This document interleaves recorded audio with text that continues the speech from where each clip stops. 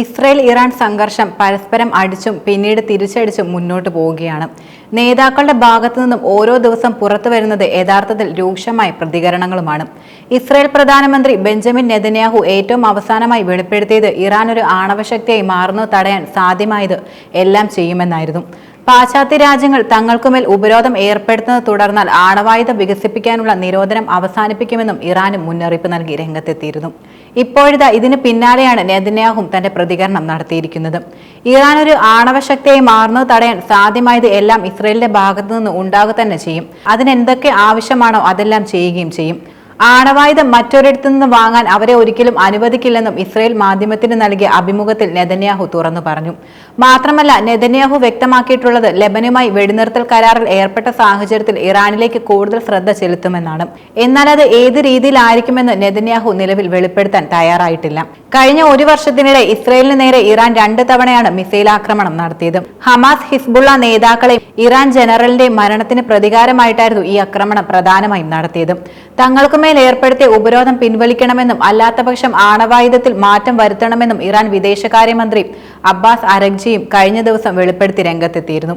അമേരിക്കയിൽ ട്രംപ് അധികാരത്തിലെത്താനിരിക്കെ ഇറാനുമേൽ കൂടുതൽ ഉപരോധം ഏർപ്പെടുത്തിയിരിക്കുമെന്ന് റിപ്പോർട്ടുകൾ പുറത്തുവരികയുണ്ടായി. ഈ സാഹചര്യത്തിന് പിന്നാലെയാണ് അരഗ്ചി തന്റെ പ്രസ്താവന നടത്തിയത്. യഥാർത്ഥത്തിൽ 1950കളിൽ ആറ്റംസ് ഫോർ പീസ് പ്രോഗ്രാമിന് കീഴിൽ അമേരിക്കയുടെ പിന്തുണയോടെ ആരംഭിച്ച ഇറാന്റെ ആണവ പദ്ധതി സമാധാനപരമായ ശാസ്ത്രീയ പര്യവേഷണത്തിന് വേണ്ടിയായിരുന്നു. 1970ൽ ആണവ പ്രവർത്തനങ്ങൾക്ക് IAEA പരിശോധന വിധേയമാക്കുകയും ചെയ്തിട്ടുണ്ട്. ഇറാൻ ആണവ നിർവ്യാപന ഉടമ്പടി അംഗീകരിക്കുകയും ചെയ്തു.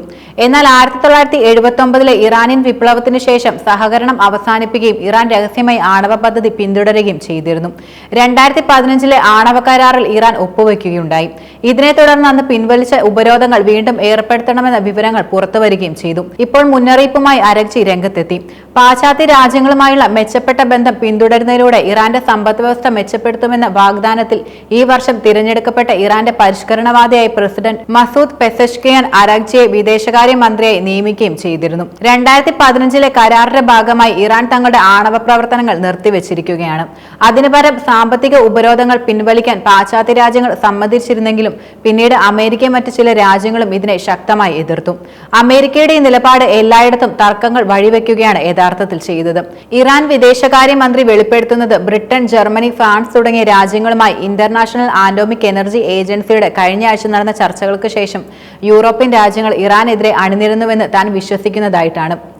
IAEA ഡയറക്ടർ മുമ്പ് കൊണ്ടുവന്ന പ്രമേയപ്രകാരം ഇറാൻ തങ്ങളുടെ യുറേനിയം സമ്പുഷ്ടീകരണം 60% പരിമിതപ്പെടുത്താനും 4 ന്യൂക്ലിയർ ഇൻസ്പെക്ടർമാർക്ക് ഇറാന്റെ ആണവ സൈറ്റുകൾ സന്ദർശിക്കാൻ അനുമതി നൽകുകയും ചെയ്യുകയുണ്ടായി.